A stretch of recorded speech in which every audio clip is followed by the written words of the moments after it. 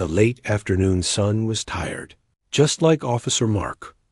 His feet hurt from walking all day, and all he wanted was to get home, take off his heavy boots, and sit in quiet. The police station parking lot was almost empty, just a few cars left. He was walking to his own car, the keys already in his hand, when a movement by the back fence caught his eye. It was a boy. He looked small, maybe 9 or 10, wearing a blue t-shirt that was a little too big and jeans that were faded at the knees. He wasn't playing. He was just standing there, his hands shoved deep into his pockets, looking at the big brick building like it was a mountain. Something about the way he stood, so still and serious, made Mark stop. Kids didn't usually hang around here by themselves. Mark changed direction, walking slowly towards the boy, trying to look friendly and not scary in his uniform.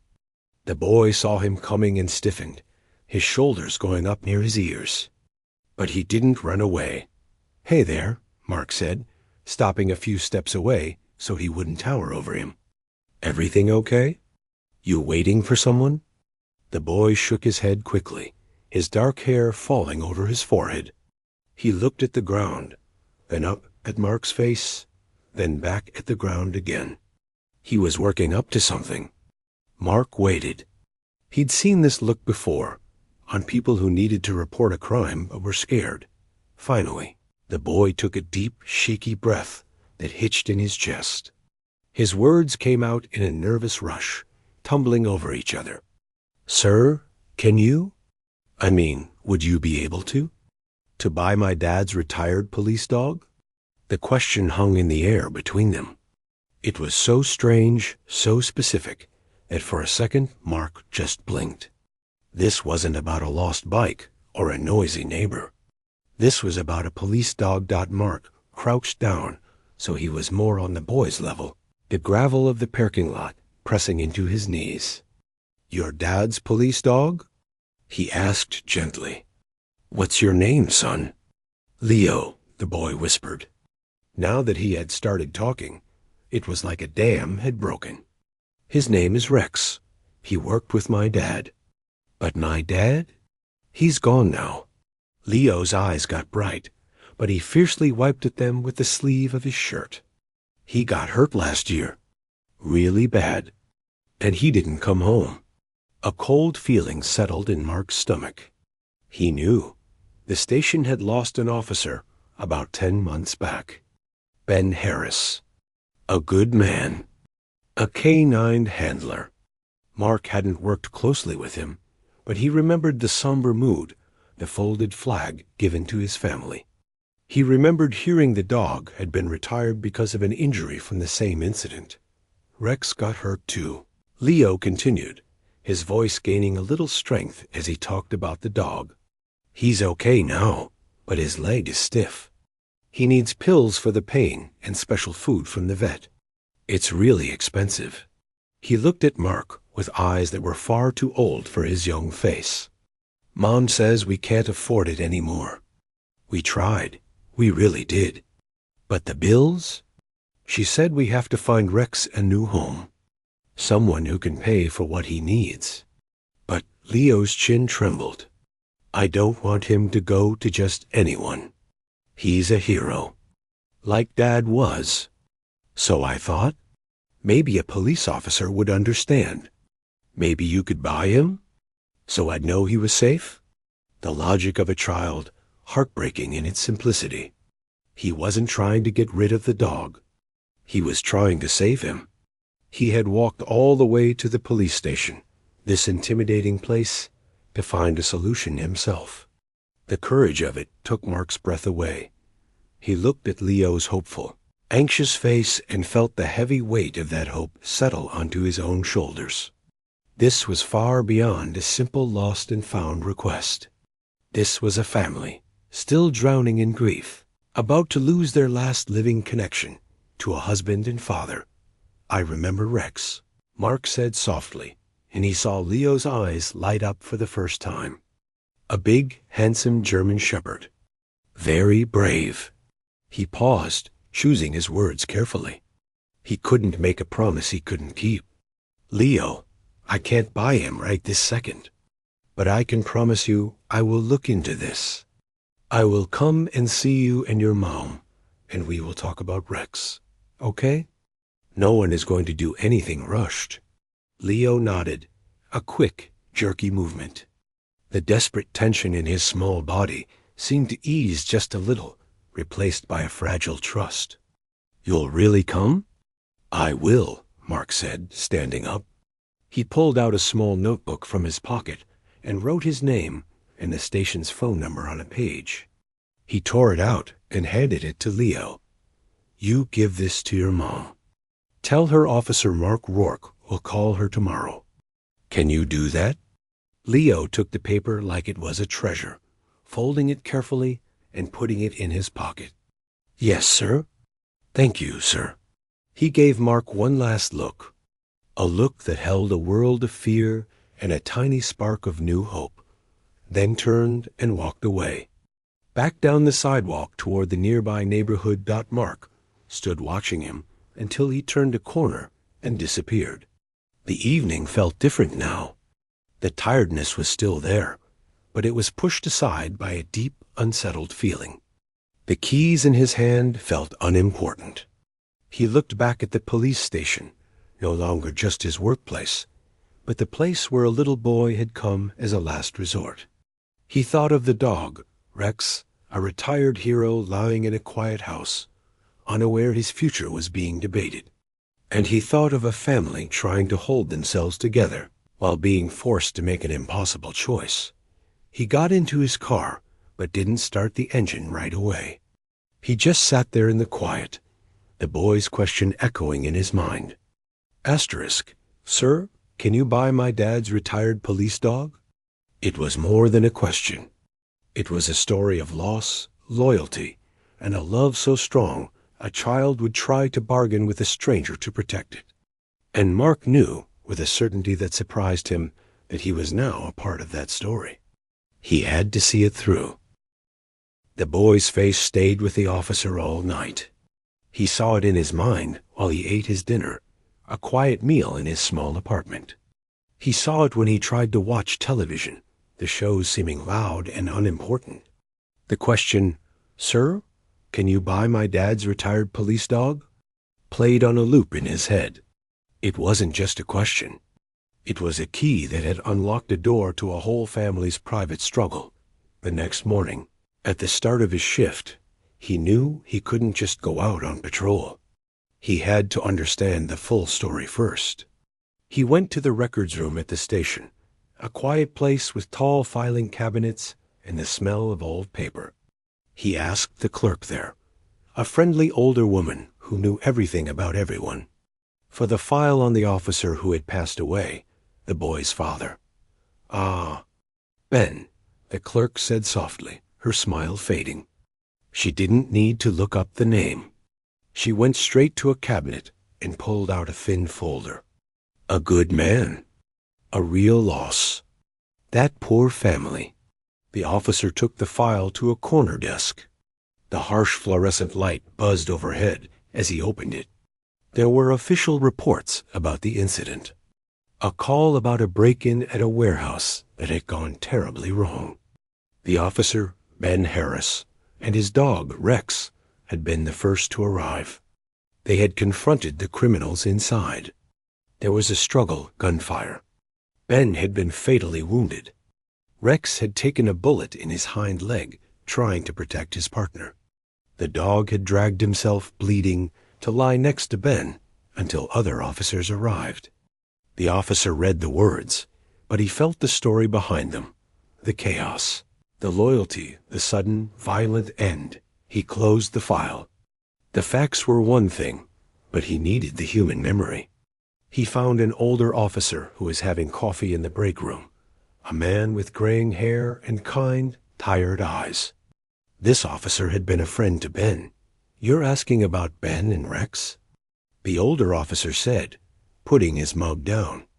He looked out the window for a moment, remembering. They were something else, more than just a team. They understood each other without words. Ben talked about that dog like it was his kid, and Rex. That dog lived to work with Ben. After it happened, when Rex came back from the vet, the department retired him officially. He couldn't work on that leg anymore. The right thing to do was to let the family have him. It was what Ben would have wanted. A piece of him, you know. The officer nodded. He did know. That's what made the boy's request so heavy. The family wasn't just giving up a pet. They were being forced to give up a living memory, the last partner of a man they loved. Armed with the address from the file, he drove to their neighborhood later that afternoon. It was a row of modest, well-kept houses with small lawns. The house he stopped at looked neat, but there was a quietness about it. The grass was cut, but the flower beds were simple, without any of the colorful blooms he saw in other yards. The curtains in the front window were drawn halfway, like the house itself was trying to hide its sadness. He knocked on the door. After a moment, it opened. The boy, Leo, was there, his eyes wide. "You came," he whispered, as if he hadn't fully believed it. Behind him stood his mother. She was a young woman, but her face held a deep weariness that made her seem older. She had the same dark circles under her eyes that the officer had seen on people who hadn't slept properly in months. She was dressed in simple clothes, and she held a dish towel in her hands. "Officer Rourke?" she asked, her voice soft.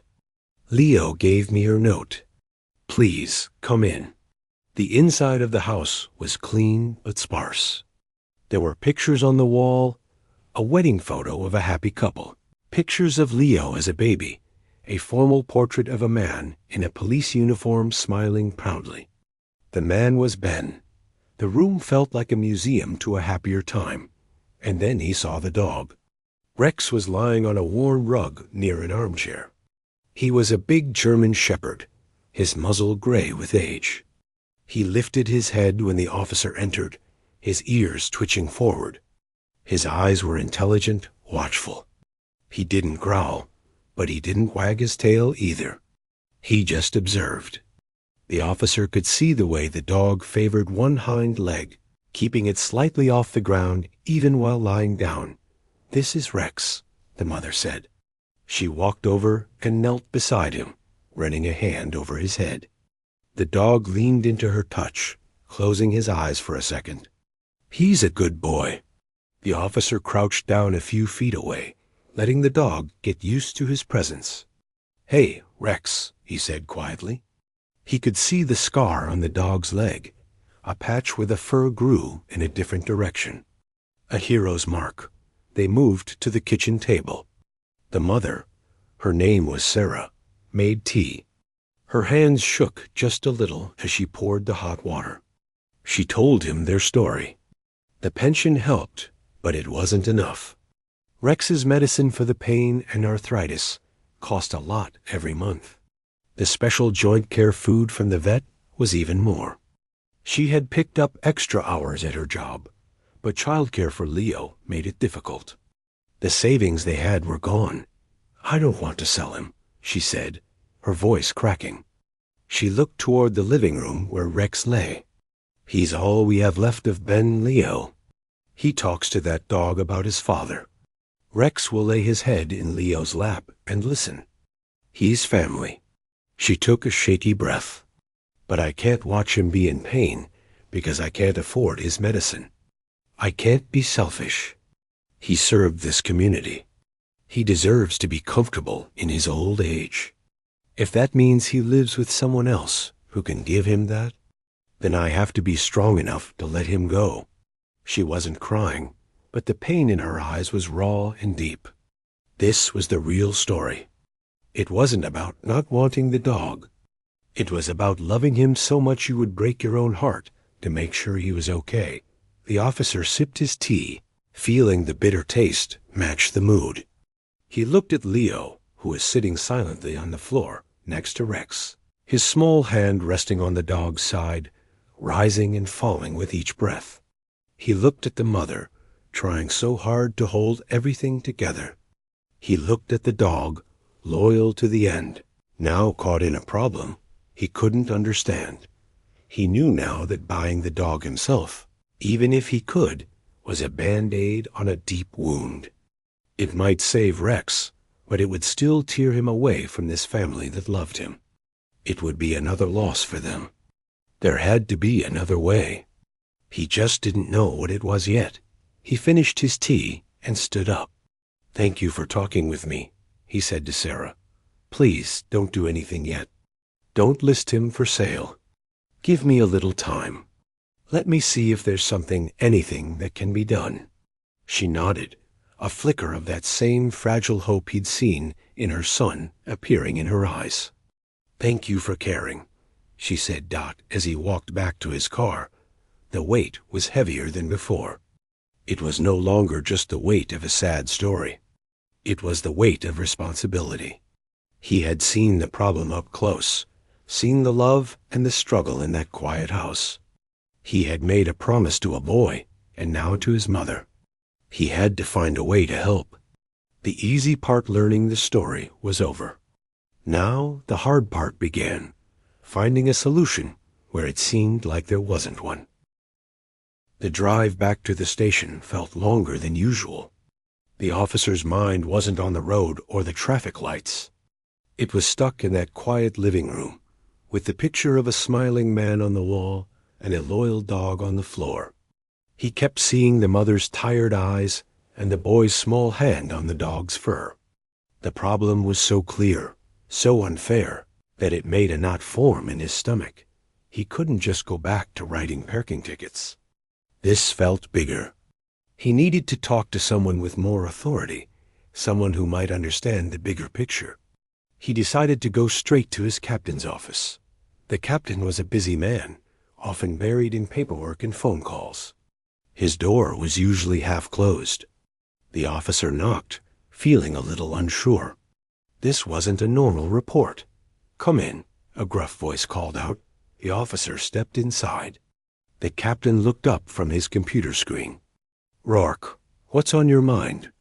Now that he was here, the officer had to find the right words. He started from the beginning, with the boy by the fence. He told the captain about Leo, his question, and his desperate hope. He described the visit to the house, the mother's struggle, and Rex, the retired K-9 with a bad leg. He explained about the medicine and the special food, the bills that were slowly pushing a family to make a heartbreaking choice. The captain listened silently. He didn't interrupt. He leaned back in his chair, his fingers steepled under his chin.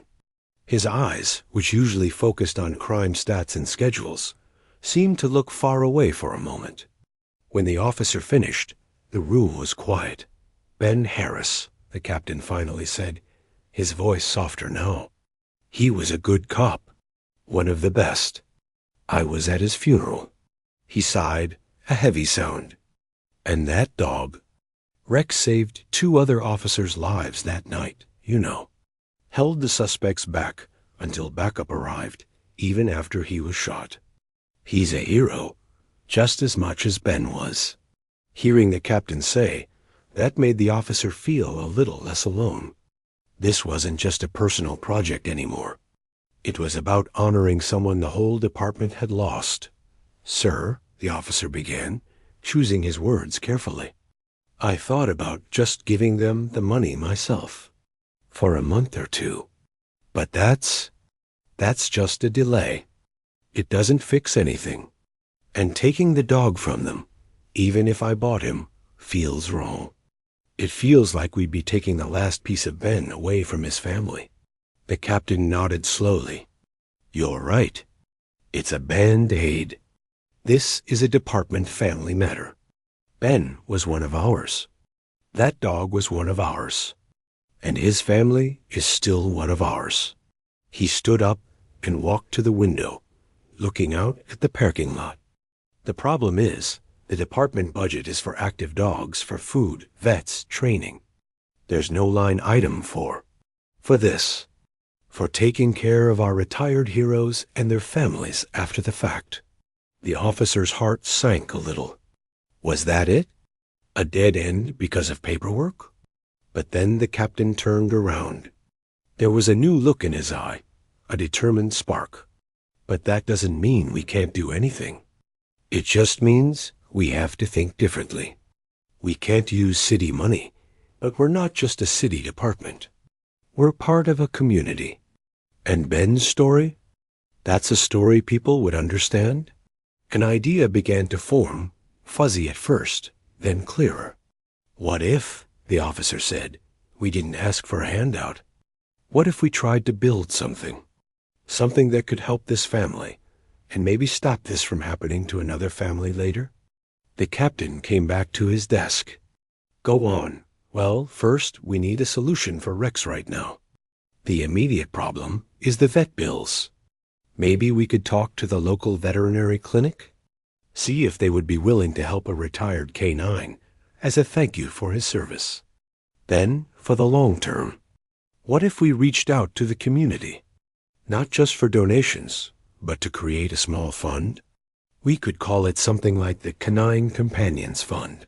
Its job would be to help the families of fallen officers cover the costs of keeping their retired partner. So no one else has to stand at a fence and ask a stranger to buy their dad's dog. The captain was quiet for a long moment. Then a small, slow smile spread across his face. It was the first time the officer had seen him smile all day. Now you're thinking like more than just a patrol officer, he said. You're thinking about legacy. He picked up his phone. All right. First things first. I know the head of the Veterinarians Association. Let's see if he's in a charitable mood. And then we start making calls.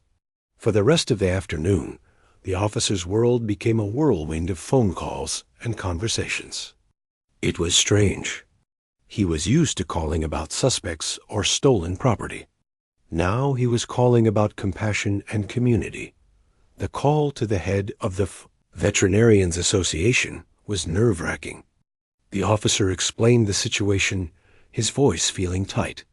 He talked about Ben, about Rex's injury in the line of duty, and about the family's struggle. There was a long pause on the other end of the line. Then the man spoke. That's Ben Harris's dog? I read about that in the paper. Terrible thing. You tell that family not to worry another second about vet bills. Our association has a charity fund for service animals. Rex qualifies. We'll cover his medications, his checkups, his special food, for as long as he needs it. The officer felt a wave of relief so strong he had to sit down. One huge piece of the problem was solved. Just like that.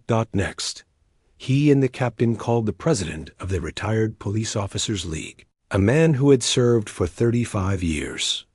They pitched the idea for the K-9 Companions Fund. The old officer on the phone didn't hesitate. We take care of our own, he said firmly. We'll kickstart the fund with a donation from our league, and I'll pass the word to the old-timers. They'll want to help. Word began to spread, quietly at first, through the station. Other officers stopped by the officer's desk. They didn't say much. Some just nodded. One older detective slipped him an envelope. For the fund, he muttered before walking away. The officer opened it later. It was $100 in cash. By the end of the day, the officer was exhausted, but it was a different kind of tired. It wasn't the heavy, helpless feeling from the morning.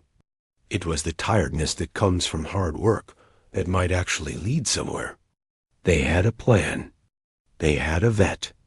They had the beginnings of a fund.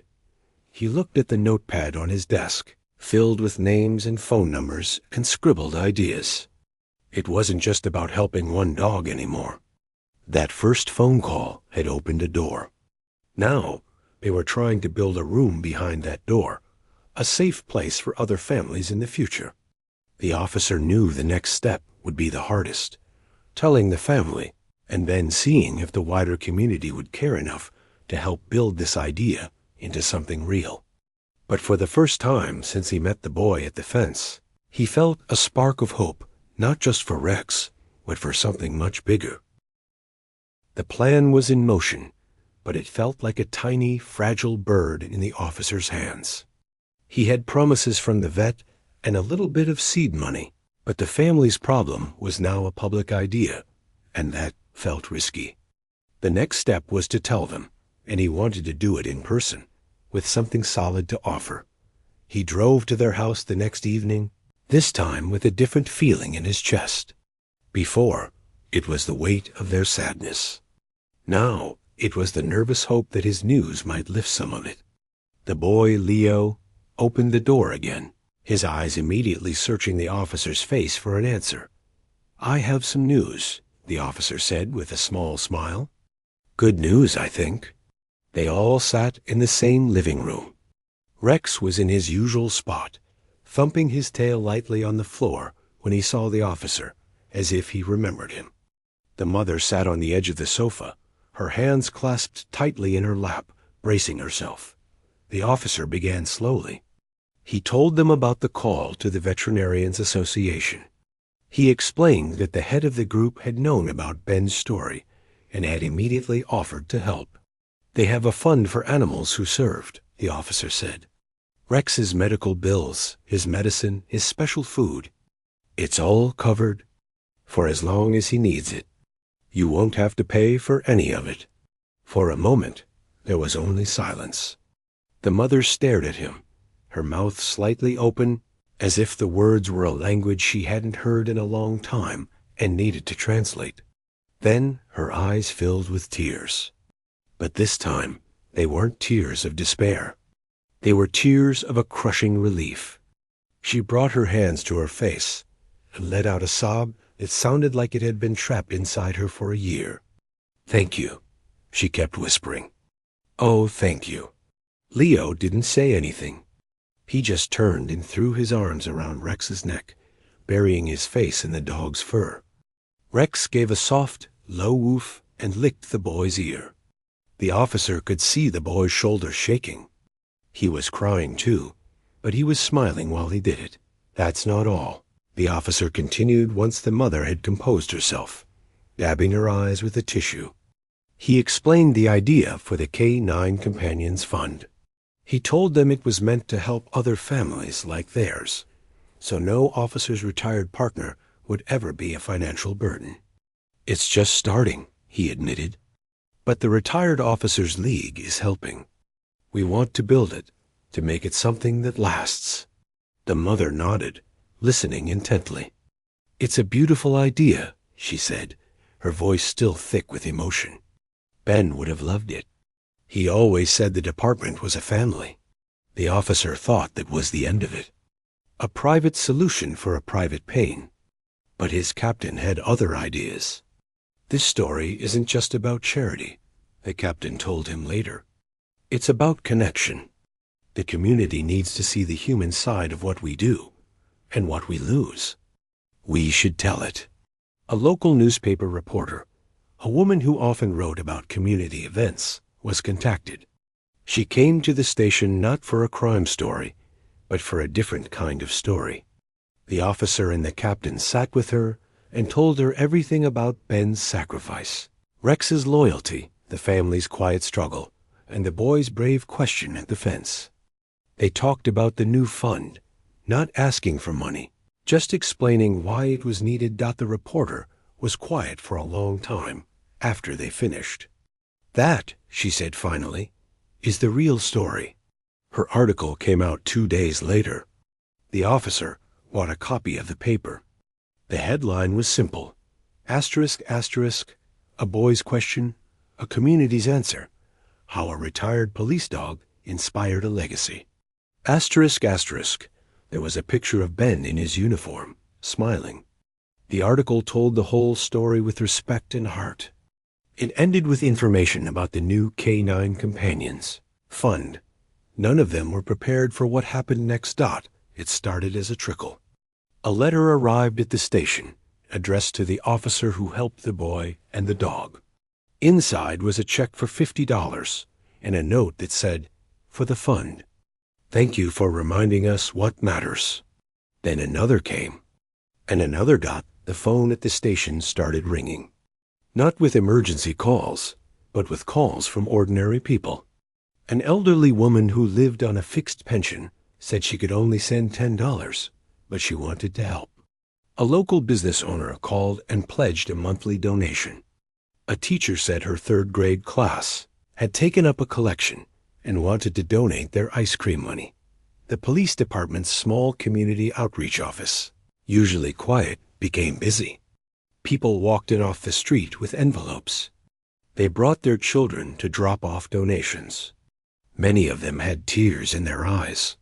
They would say things like, "I remember when Officer Harris helped my family," or "We have a dog, and we just couldn't imagine," or simply, "That little boy." His courage. The fund, which had started as a few $100s from the retired officers, began to grow. It wasn't just about money, though. It was about a shared feeling. The story had touched a nerve. It reminded people that behind the uniform, there were families. That the bond between an officer and their partner was about love and duty. And that duty didn't end when the badge was put away. The officer and his captain were stunned. They had hoped for enough to secure the fund's future. They were getting that and more. The community wasn't just donating. They were embracing the idea. They were saying, "Asterisk, we see you. We remember your sacrifices. And we will help you carry this one." Asterisk, a week after the article, the officer visited the family again. The mother looked different. The deep exhaustion was still there, but the dark circles under her eyes seemed a little lighter. The house felt different, too. The curtains were open, letting in the afternoon sun. She showed him the stack of cards that had come in the mail from strangers all over the city, offering their condolences and their support. "I didn't know," she said softly, looking at the cards. "I didn't know people remembered. I felt so alone in all this. But we weren't. We just didn't know how to ask." Leo was outside playing with Rex in the small backyard. The officer watched from the window. The dog was moving more easily, his step less stiff. The boy threw a ball, and Rex trotted after it, not running, but with a happy purpose. He brought it back and dropped it at Leo's feet, his tail wagging in a steady, joyful rhythm. The officer felt a lump form in his throat. This was it. This was the change. It wasn't just about money in a bank account. It was about a boy playing with his dog without fear. It was about a mother feeling the strength of her community around her. The ripple that started with one child's whispered question was now a wave, washing away the isolation, bringing something good and solid to shore. They had their solution for Rex. Now they had a duty to make sure the wave kept going, to build something permanent from all this unexpected kindness. A month is a long time when you are waiting, and a short time when you are building something new. For the officer, the weeks passed in a blur of meetings, phone calls, and paperwork that felt more meaningful than any he had done before. The fund had a name now, officially, the Harris Canine Companions Fund. It was a way to honor the fallen officer and the purpose it served. A local bank helped set it up properly, and a board was formed, including the captain, the officer, a representative from the Retired Officers League, and the mother. She had insisted on helping, saying it gave her a sense of purpose she hadn't felt in a long time. The day of the small ceremony arrived. It wasn't a huge, flashy event. It was held in the community room at the police station, a simple space usually used for neighborhood watch meetings. But today, it was filled with a different kind of energy. There were uniformed officers, men and women in civilian clothes who were retired cops, a few local reporters, and people from the community who had donated the elderly woman, the business owner, the teacher with a few of her students. The officer stood near the front, feeling a nervous flutter in his stomach. He wasn't used to being at the center of attention. He watched as the mother and her son walked in. The boy, Leo, was holding Rex's leash. The dog looked different. His coat was shinier, his eyes brighter. He wore a simple blue bandana around his neck, which the boy had insisted on. Rex walked with a calm dignity, his stiff leg not slowing him as much as before, thanks to the consistent care. He seemed to sense this was an important day. Staying close to the boy's side, the captain stepped up to a small podium. The room quieted. He didn't use fancy words. He spoke plainly from the heart. He talked about Ben Harris, not just as an officer, but as a friend, a husband, a father. He talked about loyalty, pointing to Rex, who lay down at the boy's feet. True loyalty doesn't end when the shift ends, the captain said. It stays. In families. In partnerships. And we've learned in our community. Then he explained the fund. He called it a promise that no family of a fallen officer would ever have to choose between their grief and their loved one's partner. It was a safety net built by the community for the community's protectors. He introduced the mother, inviting her to say a few words. She walked to the podium, her hands trembling slightly. She looked out at the room, at all the kind faces, and took a deep breath. "A few months ago," she began, her voice clear but soft, "my son asked a stranger a question because he was trying to be brave. He was trying to save a piece of his father."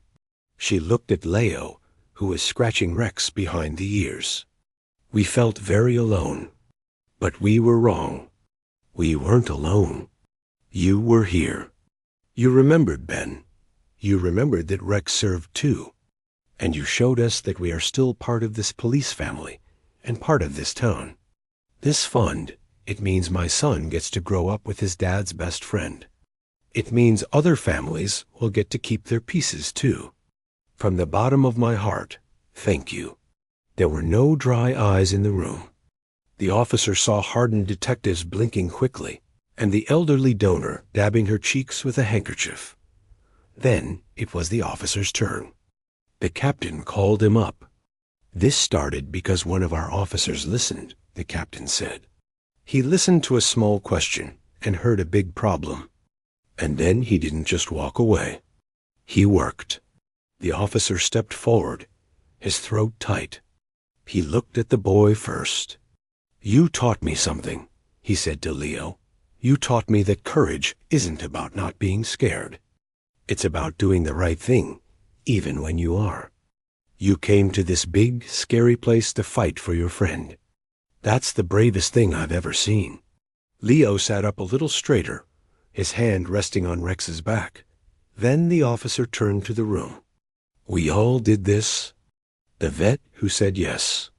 The retired officers who gave first. Every single person who sent a note or a few dollars. You built this. We just helped carry the bricks. This isn't the end of a story.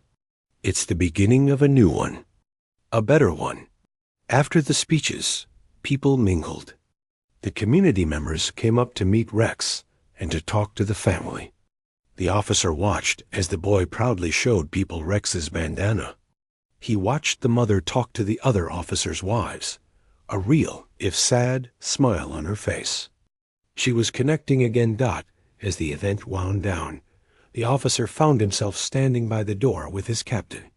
They watched Leo lead Rex out of the room, back toward the parking lot, chattering to the dog about showing him the new toy someone had brought. "You changed something here today.